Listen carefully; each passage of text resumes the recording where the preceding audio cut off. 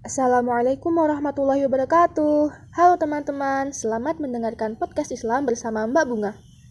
Sebelumnya, waktu mendengarkan podcast ini, teman-teman sudah mandi belum? Belum ya? Tahu nggak teman-teman, mandi termasuk salah satu bentuk toharoh. Lalu, teman-teman sudah tahu belum? Apa sih toharoh itu? Toharoh berasal dari bahasa Arab yang artinya bersih atau bersuci. Sedangkan menurut istilah, toharoh ialah suatu kegiatan bersuci dari najis dan hadas, sehingga seseorang diperbolehkan untuk beribadah yang dituntut harus dalam keadaan suci. Misalnya ketika hendak sholat, membaca Al-Quran, dan lain-lain. Kegiatan bersuci dari najis itu meliputi mensucikan badan, pakaian, tempat, dan lingkungan. Sedangkan bersuci dari hadas dapat dilakukan dengan berwudu, bertayamum, dan mandi.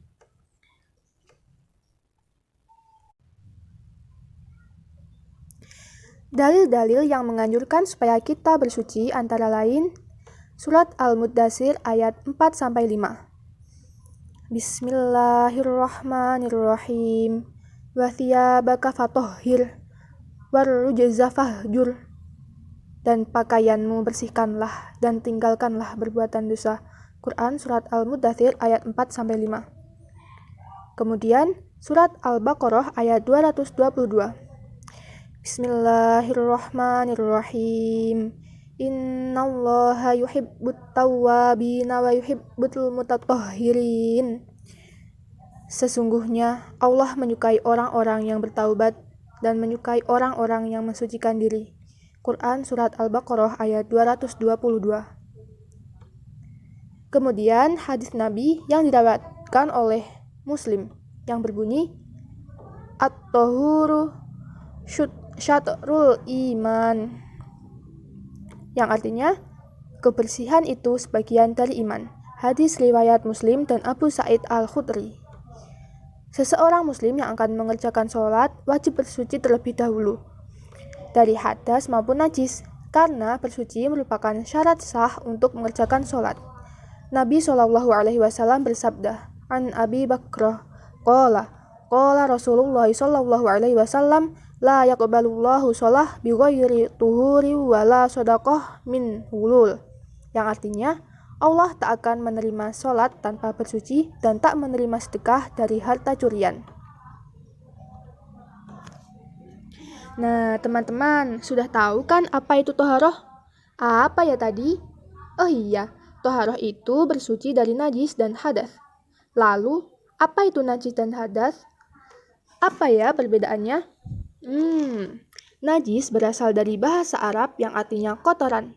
Apabila menurut istilah, najis adalah suatu benda yang kotor yang mencegah sahnya mengerjakan suatu ibadah yang dituntut harus dalam keadaan suci.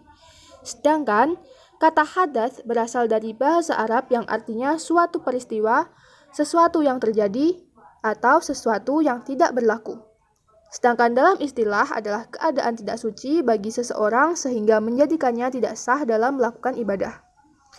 Jadi intinya sudah jelas ya bahwa najis adalah kotorannya atau bendanya. Misalkan kotoran hewan, kotoran manusia, air kencing, atau benda yang terkena kotoran dan sebagainya. Sedangkan hadas adalah keadaan tidak suci, misalkan telah kentut, buang air besar, buang air kecil, menstruasi, dan sebagainya. Jadi, jika najis, harus dibersihkan bendanya dan sifat-sifatnya seperti bau, rasa, dan warnanya dengan tata cara yang telah ditentukan. Sedangkan jika berhadas, maka harus berwudu, bertayamum, atau mandi. Sampai di sini dulu ya pembahasan Mbak Bunga hari ini. Untuk penjelasan mengenai jenis-jenis hadas maupun najis, serta tata cara mensucikannya, kita bahas di kesempatan berikutnya. Terima kasih bagi teman-teman yang sudah mendengarkan sampai akhir. Semoga bermanfaat bagi kita semua. Apabila terdapat kesalahan-kesalahan dalam penyampaian, Mbak Bunga memohon maaf yang sebesar-besarnya. Sampai jumpa. Wassalamualaikum warahmatullahi wabarakatuh.